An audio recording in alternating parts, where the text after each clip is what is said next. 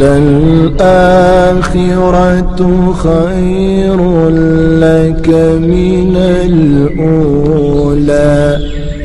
ولسوف يعطيك ربك فترضى۔ بسم اللہ الرحمن الرحیم۔ السلام علیکم ورحمۃ اللہ وبرکاتہ۔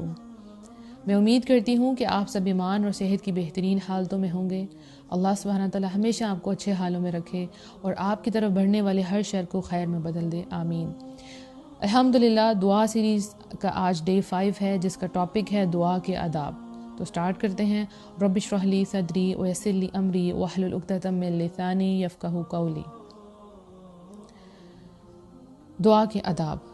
ہر کام کو کرنے کے کچھ آداب ہوتے ہیں جن کا ہمیں خیال رکھنا پڑتا ہے۔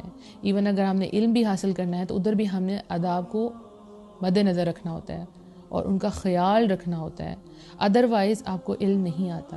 اور جو بھی آپ عمل کرتے ہیں اگر اس میں آپ آداب کا خیال نہیں رکھیں گے تو اس میں اثر نہیں ہوگا، بلکہ وہ قبول بھی نہیں ہوگا، بلکہ وہ ایکٹ جو ہے وہ پرفارم بھی نہیں ہوگا۔ سپوز آپ بازار میں جاتے ہیں، وہاں آپ شاپس میں جاتے ہیں، ڈور پہ لکھا ہوتا ہے پش اینڈ پل، تو اگر آپ پش کی جگہ پل کریں اور پل کی جگہ پش کریں تو دروازہ کبھی بھی نہیں کھلے گا۔ تو اگر آپ چاہتے ہیں کہ اللہ کی رحمتوں کے دروازے کھل جائیں تو دعا مانگتے وقت ان آداب کا اپنے خیال رکھنا ہے تاکہ جو آپ مانگ رہے ہیں وہ آپ کو مل بھی جائے۔ تو پہلی جو ادب ہے وہ کیا ہے؟ ٹھیک ہے، دعا سے پہلے اللہ تعالیٰ کی تعریف کی جائے، حمد و ثنا کی جائے اور نبی صلی اللہ علیہ وآلہ وسلم پر درود بھیجا جائے۔ اس سے کیا ہوگا؟ جب ہم اللہ سبحانہ تعالیٰ کی تعریف بیان کریں گے تو اللہ سبحانہ تعالیٰ ہماری دعاؤں کو قبول کرے گا، کیونکہ ہم اللہ سے سوال کر رہے ہیں۔ اور سوال کرتے وقت ہم نے یہ نہیں کرنا کہ ڈائریکٹ اپنی مانگ رکھتے ہیں، اللہ یہ چاہیے یہ چاہیے یہ چاہیے، نہیں، ہم نے اللہ کی تعریف بیان کرنی ہے۔ اس دنیا میں ہم لوگوں سے جب کوئی چیز مانگتے ہیں تو ان کی پہلے بڑی تعریف کرتے ہیں، پھر وہ چیز مانگتے ہیں، رائٹ؟ وہ تو آگے خوش آمد کے اندر آپ نے کسی کی خوش آمد کی تو اس بندے نے وہ کام کر دیا، لیکن اللہ سبحانہ تعالیٰ کو آپ سے اپنی تعریف نہیں چاہیے۔ اللہ تو بے نیاز ہے، اللہ تو غنی ہے، ٹھیک ہے، اللہ کو تو تعریف نہیں چاہیے، ٹھیک ہے؟ تو پھر ہم تعریف کیوں کرتے ہیں؟ کیونکہ جب ہم اللہ سبحانہ تعالیٰ کی تعریف بیان کرتے ہیں تو اس پہ اجر و ثواب بھی ہمیں ملتا ہے اور سارا جو نفع ہے، پروفٹ ہے، وہ بھی ہمیں ملتا ہے۔ تو اللہ سبحانہ تعالیٰ چاہتے ہیں کہ بندے کے لیے بے پناہ اجر ہو جائے اور اس کی دعائیں قبول ہوں۔ اللہ کو آپ سے تعریف کروا کے نہ تو کوئی نفع ہوگا اور نہ ہی کوئی نقصان، کوئی پروفٹ کوئی لاس نہیں، یہ سب کچھ ہمارے اپنے لیے۔ اور اللہ سبحانہ تعالیٰ کو اپنی جو مدح ہے، حدیث کا مفہوم آتا ہے کہ اللہ سبحانہ تعالیٰ کو جو اپنی مدح سے زیادہ پسندیدہ کوئی چیز نہیں ہے، اس لیے اس نے اپنی مدح خود فرمائی ہے، یعنی خود اللہ سبحانہ تعالیٰ اپنی تعریف فرمائی ہے۔ جیسے قرآن میں آتا ہے الحمدللہ رب العالمین الرحمن الرحیم مالک یوم الدین۔ اس میں اللہ سبحانہ تعالیٰ کی تعریف ہے نا کہ سب تعریفیں اللہ ہی کے لیے ہیں جو تمام جہانوں کا پالنے والا ہے، رحمان ہے، رحیم ہے اور جزا کے دن کا مالک ہے۔ تو یہ بات تو آج ہمیں کلیئر ہوگی کہ ہم جب اللہ سبحانہ تعالیٰ کی تعریف کریں گے تو فائدہ اس میں ہمارا اپنا ہے، ٹھیک ہے؟ اب ہم جو ہے حدیث کا مفہوم دیکھتے ہیں۔ ایک دفعہ کا ذکر ہے کہ رسول اللہ صلی اللہ علیہ وآلہ وسلم بیٹھے ہوئے تھے کہ ایک آدمی داخل ہوا، اس نے نماز پڑھی، پھر اس نے کہا اے اللہ مجھے معاف کر دے اور مجھ پہ رحم فرما۔ تو نبی صلی اللہ علیہ وآلہ وسلم نے فرمایا اے نماز پڑھنے والے، تو نے جلدی کی، جب تو نماز پڑھے اور تشہد کی حالت میں بیٹھ جائے تو اللہ کی شان کے لائق اس کی حمد و ثنا کیا کر، پھر مجھ پر درود بھیجا کر، پھر اس کے بعد اللہ سے دعا کیا کر۔ راوی کہتے ہیں، یعنی روایت کرنے والے جنہوں نے یہ حدیث روایت کی ہے، پھر اس کے بعد ایک دوسرے آدمی نے نماز پڑھی، اس نے اللہ کی حمد و ثنا کی اور نبی صلی اللہ علیہ وآلہ وسلم پر درود بھیجا، تو نبی صلی اللہ علیہ وآلہ وسلم نے اس سے کہا اے نماز پڑھنے والے دعا مانگ، تیری دعا سنی جائے گی۔ الحمدللہ۔ تو ہم نے کیا کرنا ہے؟ اللہ سبحانہ تعالیٰ کی تعریف بیان کرنی ہے۔ لیکن جس کو اللہ کی قدر ہی نہ ہو، یعنی وما قدر اللہ حق قدرہ، اور انہوں نے اللہ کی قدر نہ کی جیسے کرنی چاہیے تھی، جن کو اللہ کی قدر ہی نہ ہو وہ اللہ کی تعریف کیا کریں گے؟ تو اللہ کو پہچانیں تاکہ آپ کے دل میں اللہ کی قدر آئے۔ جب اللہ کی قدر آئے گی تو تعریف خود بخود زبان سے نکلے گی، ٹھیک ہے؟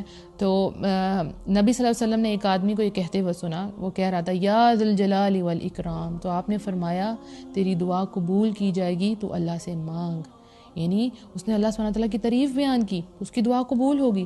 تو تعریف آپ کو ضرور کرنی ہے، ہر دعا سے پہلے اللہ سبحانہ تعالیٰ کی حمد و ثنا بیان کرنی ہے، ٹھیک ہے، پورے دل کے ساتھ، پوری قدر کے ساتھ کہ واقعی اللہ اس تعریف کے قابل ہے کہ اللہ کی تعریف کی جائے، وہ رب العالمین ہے۔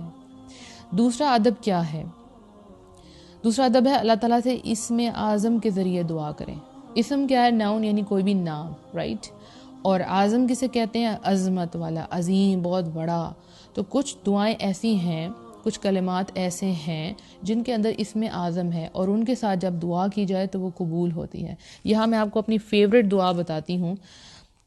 نبی صلی اللہ علیہ وسلم نے ایک آدمی کو یہ کہتے ہوئے سنا، اللہم انی اسألک بانی اشہد انک انت اللہ لا الہ الا انت الاحد الصمد الذی لم یلد ولم یولد ولم یکن لہ کفوا احد۔ اے اللہ، میں تجھ سے سوال کرتا ہوں اس بات کی بنا پر کہ میں گواہی دیتا ہوں کہ بے شک تو ہی اللہ ہے، تیرے سوا کوئی الہ نہیں ہے، تو اکیلا ہے، بے نیاز ہے، تو وہ ہے جس کی اولاد ہے، نہ وہ کسی کی اولاد، اور اس کا ہمسر کوئی نہیں۔ اس آدمی کی بات سن کر نبی صلی اللہ علیہ وآلہ وسلم نے فرمایا، اس نے اللہ کے اسم اعظم کے ساتھ سوال کیا ہے کہ جب کوئی اس کے ذریعے دعا مانگتا ہے تو قبول ہو جاتی ہے، اور جب کوئی سوال کرتا ہے تو اس کا سوال پورا کر دیا جاتا ہے۔ اللہ اکبر۔ تو جب ہم اللہ سے اسم اعظم کے ذریعے دعا کریں گے تو اللہ سبحانہ تعالیٰ وہ دعا قبول کرے گا۔ تو اس دعا کے اندر توحید کی بات ہے، ایمان کی بات ہے، اور اللہ کی تعریف بھی ہے، الحمدللہ۔ تو آپ نے یہ ضرور کوشش کرنی ہے کہ یہ دعا آپ کو یاد ہو جائے، اور اس دعا کے ساتھ آپ اللہ سبحانہ تعالیٰ سے جو ہے اپنے لیے مانگیں۔ تیسرا جو ادب ہے وہ کیا ہے؟ اللہ تعالیٰ سے حسن ظن رکھیں، ٹھیک ہے؟ حسن ظن کیا ہے؟ اللہ سے اچھا گمان رکھیں، ٹھیک ہے؟ آپ کی دعا جلدی ہو قبول یا دیر سے ہو، آپ کو قبولیت کا یقین ہونا چاہیے، ٹھیک ہے؟ کس طرح کہ قرآن میں آتا ہے وَإِذَا سَأَلَكَ عِبَادِي عَنِّي فَإِنِّي قَرِيبٌ أُجِيبُ دَعْوَةَ الدَّاعِ إِذَا دَعَانِ۔ اور اے نبی، جب تم سے میرے بندے میرے بارے میں سوال کریں تو ان کو بتا دو کہ بے شک میں تمہارے قریب ہوں، جب کوئی پکارنے والا مجھے پکارتا ہے تو میں اس کی پکار کا جواب دیتا ہوں۔ تو جب بھی آپ کو فیل ہو کہ آپ اللہ سے دور ہیں یا اللہ آپ کی نہیں سن رہا، تو اس آیت کو ذہن میں رکھیں کہ جب بھی آپ اللہ سے سوال کریں گے اللہ آپ کو جواب دے گا، کیونکہ وہ کیا ہے؟ فَإِنِّي قریب، اللہ سبحانہ تعالیٰ آپ کے قریب ہے، آپ کی ہر پکار پہ اللہ سبحانہ تعالیٰ آپ کو جواب دیں گے۔ جب کوئی نہیں آپ کو سن رہا، آپ کا رب تو آپ کو تب بھی سنتا ہے۔ وہ کیا ہے؟ اِنَّكَ سَمِيعُ الدُّعَاء، اے اللہ بے شک تو دعاؤں کو بہت سننے والا ہے۔ اس میں سمیع جو اللہ کا نام استعمال ہوا ہے وہ بہت بڑا ہے۔ سمیع عام سننے والے کو نہیں کہتے، یہ اللہ کی صفت ہے، اس میں بہت زیادہ مبالغے کا صیغہ ہے، یعنی اس میں کیا ہے؟ بہت سننے والا، بہت سننے والا۔ تو اللہ سبحانہ تعالیٰ انشاءاللہ آپ کی دعاؤں کو سنے گا، لیکن گمان اچھا رکھنا ہے، قبولیت کا یقین رکھنا ہے۔ تو جب آپ دعا مانگیں تو پھر آپ کو کیسے یقین آئے گا کہ اللہ سبحانہ تعالیٰ نے آپ کی دعا قبول کر لی ہے؟ اس کے بارے میں سورہ ال عمران میں آتا ہے، ان کے رب نے ان کی دعا قبول کر لی اور جواب دیا کہ میں یقیناً کسی عمل کرنے والے کے عمل کو خواہ وہ مرد ہو یا عورت ضائع نہیں کرتا۔ تو جب آپ یہ آیات کو، ان کا ترجمے کو ذہن میں رکھتے ہیں تو پھر آپ کو دعا کی قبولیت پہ بھی یقین آ جاتا ہے کہ آپ جو بھی عمل کرتے ہیں اللہ اس کو ضائع نہیں کرتا، آپ جو بھی دعا کرتے ہیں اللہ سبحانہ تعالیٰ اس کو قبول کرتا ہے۔ وَقَالَ رَبُّكُمُ ادْعُونِي أَسْتَجِبْ لَكُمْ، اور تمہارے رب نے فرمایا کہ تم مجھے پکارو، میں تمہاری دعائیں قبول کروں گا۔ تو آپ نے اللہ سے مانگنا ہے۔ شرط کیا ہے؟ قبولیت دعا کے لیے بندے کو پکا یقین ہو کہ جو اس نے مانگا ہے انشاءاللہ اسے اللہ سبحانہ تعالیٰ عطا فرمائیں گے، انشاءاللہ۔ تو ہمیشہ ذہن میں رکھنا ہے کہ اللہ سبحانہ تعالیٰ آپ کے قریب ہے، کس طرح؟ اپنے علم، احاطے اور اپنی نگہداشت کی بنیاد پر، ٹھیک ہے؟ تو نبی صلی اللہ علیہ وسلم نے ہمیں حکم دیا ہے کہ ہم قبولیت دعا کا جو معاملہ ہے وہ اللہ کے سپورٹ کر دیں، یعنی اللہ کو سونپ دیں، ٹھیک ہے؟ اور اپنی امیدوں کے بر آنے کا یقین رکھیں کہ جو آپ نے امید رکھی ہے انشاءاللہ وہ پوری ہوگی، ٹھیک ہے؟ رسول اللہ صلی اللہ علیہ وسلم نے فرمایا اللہ تعالیٰ سے اس حال میں دعا کرو کہ تمہیں قبولیت کا یقین ہو، آپ نے جب دعا مانگنی ہے تو آپ یقین کے ساتھ دعا مانگے، اور جب یقین کے ساتھ دعا مانگے تو اپنا معاملہ پھر اللہ کے سپورٹ کر دیں، اللہ کو سونپ دیں۔ ہمیں اللہ کی رحمت بہت وسیع ہے، اس پہ یقین ہونا چاہیے۔ ہمیں اللہ کے فضل پہ یقین ہونا چاہیے کہ اللہ کا فضل بہت ہے۔ تو جب آپ دعا مانگیں تو سچی امید اور خلوص کے ساتھ دعا مانگیں، تو دعا کے قبول ہونے کی سچی امید ہونی چاہیے، ٹھیک ہے؟ اگر آپ کو امید ہی نہیں ہے تو اس دعا میں خلوص نہیں ہو سکتا، اس میں پیورٹی کبھی بھی نہیں آئے گی۔ آپ جب دعا مانگ رہے ہوں گے آپ کو یقین نہیں ہے تو آپ بالکل دل سے وہ دعا نہیں مانگ رہے ہوں گے۔ تو اللہ سبحانہ تعالیٰ تو آپ کو تب بھی عطا کرتا ہے جب آپ اللہ سے نہیں مانگ رہے ہوتے، یعنی کہ آپ بہت سی چیزیں اللہ سبحانہ تعالیٰ نے آپ کو بغیر مانگے دی ہیں، تو جب آپ مانگیں گے تو پھر اللہ سبحانہ تعالیٰ آپ کو ضرور عطا کرے گا، ٹھیک ہے؟ رسول اللہ صلی اللہ علیہ وسلم نے فرمایا، بے شک تمہارا رب شرم و حیا کا مالک ہے، وہ بڑا کریم ہے، وہ اپنے حضور میں اپنے بندے کے اٹھے ہوئے ہاتھوں کو خالی ہاتھ لوٹانے سے شرماتا ہے۔ یعنی آپ کے ہاتھوں کو خالی لوٹانے سے اللہ سبحانہ تعالیٰ شرماتا ہے۔ وہ کبھی بھی آپ کچھ مانگ رہے ہیں، ہو نہیں سکتا کہ اللہ سبحانہ تعالیٰ آپ کو عطا نہ کریں۔ سخاوت کی انتہا ہے نا، تو پھر اللہ سے مانگے، ضرور مانگے۔ تو جیسا آپ معاملہ کریں گے، یعنی دعا کے بارے میں جیسا آپ کا معاملہ ہوگا ویسے ہی آپ کو رسپانس کیا جائے گا، ٹھیک ہے؟ اللہ عز و جل فرماتے ہیں، میں اپنے بندے کے ساتھ اسی طرح کا معاملہ کرتا ہوں جیسا وہ مجھ سے گمان کر رکھتا ہے، اور میں اس کے ساتھ ہوتا ہوں جب وہ مجھے یاد کرتا ہے۔ یعنی حسن ظن رکھنا کتنا ضروری ہے کہ جس طرح سے آپ اللہ سے دعا کریں گے ویسا ہی آپ کے ساتھ معاملہ کیا جائے گا۔ تو بندے کو مایوس ہو کے، نا امید ہو کے دعا نہیں مانگنی، بہت یقین کے ساتھ دعا مانگنی ہے کہ اللہ ضرور میری دعا قبول کرے گا، مجھ پہ رحم کرے گا، ٹھیک ہے؟ اور جب ہمارا گمان اچھا ہوتا ہے نا تو ہم نیکی کی طرف بھی جاتے ہیں، ہم سے اچھے اعمال ہوتے ہیں۔ کیوں کہ دیکھیں، جب کوئی بندہ عمل کرتا ہے تو اس کے ذہن میں ہوتا ہے کہ اللہ سبحانہ تعالیٰ قبول کرے گا اور مجھے اس پہ اجر دے گا، تو پھر وہ اور زیادہ نیکیوں کی طرف جاتا ہے۔ اب کچھ لوگ کیا کرتے ہیں کہ نیک کام کرتے ہیں اور پھر سوچتے ہیں پتہ نہیں قبول ہوا کہ نہیں ہوا۔ ان کو قبولیت پہ جب یقین نہیں ہوتا تو پھر وہ آگے نیکی کی طرف موو بھی نہیں کرتے۔ تو اچھا گمان ہونا آپ کو نیکیوں کی طرف لے کے جاتا ہے، الحمدللہ نیک اعمال کی طرف لے کے جاتا ہے۔ تو اچھا گمان رکھنا ہمیشہ، اور آپ کے ساتھ ویسا ہی معاملہ کیا جائے گا جیسے آپ اللہ کے بارے میں گمان کریں گے۔ اس کے بعد نیکسٹ ادب میں کیا آتا ہے؟ اعتراف گناہ، کہ آپ جب دعا مانگیں تو اللہ سبحانہ تعالیٰ کے سامنے اپنے گناہوں کا اعتراف کریں۔ یعنی آپ مانگیں اللہ تعالیٰ سے، جب دعا مانگیں تو پہلے اپنے گناہوں کا اعتراف کریں کہ اللہ سبحانہ تعالیٰ ہم سے یہ غلطی ہو گئی ہے۔ جیسے قرآن میں آتا ہے، فَاسْتَغْفِرُوهُ ثُمَّ تُوبُوا إِلَيْهِ إِنَّ رَبِّي قَرِيبٌ مُجِیب، پس تم اس سے بخشش مانگو اور اس کی طرف پلٹ آؤ، بے شک میرا رب قریب بھی ہے اور دعا کا قبول کرنے والا بھی ہے۔ تو استغفار، یعنی اللہ سے اپنے گناہوں کی معافی ضرور مانگنی چاہیے۔ اس کے بعد اگلا ادب کیا ہے کہ جب آپ دعا مانگے نا تو آپ کا جو ارادہ ہے نا وہ بڑا پکا ہو، ٹھیک ہے؟ یعنی کہ یہاں پہ ایک غلطی ہوتی ہے ہم سے کہ جب ہم دعا مانگتے ہیں تو اللہ سے کہتے ہیں اگر یہ آپ بہتر سمجھے تو، بہتر بھی نہیں بلکہ یہ کہتے ہیں کہ اگر آپ یہ چاہتے ہیں تو یہ قبول کر لیں۔ یعنی بہتر کی تو دعا تو اچھی بات ہے، اللہ تعالیٰ اگر اس میں بہتر ہے تو میرا معاملہ درست کر دے، لیکن یہ الفاظ کہنا کہ اگر تو چاہتا ہے تو مجھے عطا کر دے، یعنی اس کو میں ایکسپلین کروں گی ایک حدیث سے۔ نبی صلی اللہ علیہ وسلم نے فرمایا، جب تم میں سے کوئی دعا کرے تو اسے چاہیے کہ وہ پختہ یقین کے ساتھ دعا کرے، وہ اس طرح ہرگز نہ کہے اے اللہ اگر تو چاہتا ہے تو مجھے عطا کر دے۔ بات دراصل یہ ہے کہ اللہ کی ذات کو کوئی مجبور کرنے والا نہیں ہے، تو اس طریقے سے دعا نہیں کرنی کہ اگر آپ عطا کر دیں تو میں شکر کروں گا اور اگر آپ قبول نہیں کریں گے تو میں آپ کو مجبور نہیں کرتا۔ تو اللہ کو تو کوئی چیز مجبور نہیں کر سکتی، تو اس طرح سے دعا نہیں کرنی بلکہ پورے یقین کے ساتھ اللہ سبحانہ تعالیٰ سے دعا مانگنی ہے انشاءاللہ۔ اس کے بعد نیکسٹ ادب میں آتا ہے کہ دعا جب آپ کریں تو اس کے الفاظ کو 3 دفعہ دہرائیں، اس میں ایک تاکید آ جائے گی اور پتہ چلے گا کہ جو مانگنے والا اس کو کتنی زیادہ دعا کی لالچ ہے کہ اللہ سبحانہ تعالیٰ اس کو قبول کر لیں۔ تو 3 دفعہ مانگنے سے اس دعا میں اثر ہوتا ہے، جیسے کہ نبی صلی اللہ علیہ وآلہ وسلم نے فرمایا، جو شخص 3 دفعہ اللہ تعالیٰ سے جنت کا سوال کرتا ہے اس کے لیے جنت یہ دعا کرتی ہے، اے اللہ تو اس کو جنت میں داخل کر دے، اور جو شخص 3 دفعہ آگ سے اللہ کی پناہ طلب کرتا ہے تو اس کے لیے آگ یہ دعا کرتی ہے، اے اللہ اس کو آگ سے پناہ دے۔ تو جب 3 دفعہ آپ یہ کریں گے، کوئی بھی آپ نے دعا مانگی تو اس کو 3 دفعہ پڑھیں، یعنی ریپیٹ کریں اس کو، تو آپ کی دعا انشاءاللہ ضرور قبول ہوگی۔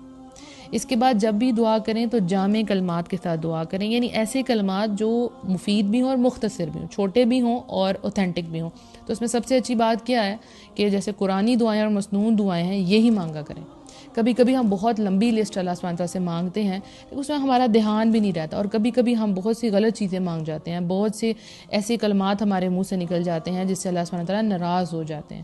تو پھر ہم کون سے کلمات سے دعا مانگیں؟ جو اوتھینٹک ہیں، یعنی جو مسنون ہیں، ان کے ساتھ آپ دعا مانگیں۔ نبی صلی اللہ علیہ وسلم نے لمبی دعائیں بھی مانگی ہیں لیکن زیادہ تر چھوٹی دعائیں مانگی ہیں۔ جیسے نبی صلی اللہ علیہ وسلم نے فرمایا، دعا کرتے تھے، اللہم انی اعوذ بک من شر ما عملت و شر ما لم اعمل، اے اللہ میں تیری پناہ چاہتا ہوں ان کاموں کے شر سے جو میں نے کیے ہیں اور ان کاموں کے شر سے جو میں نے نہیں کیے۔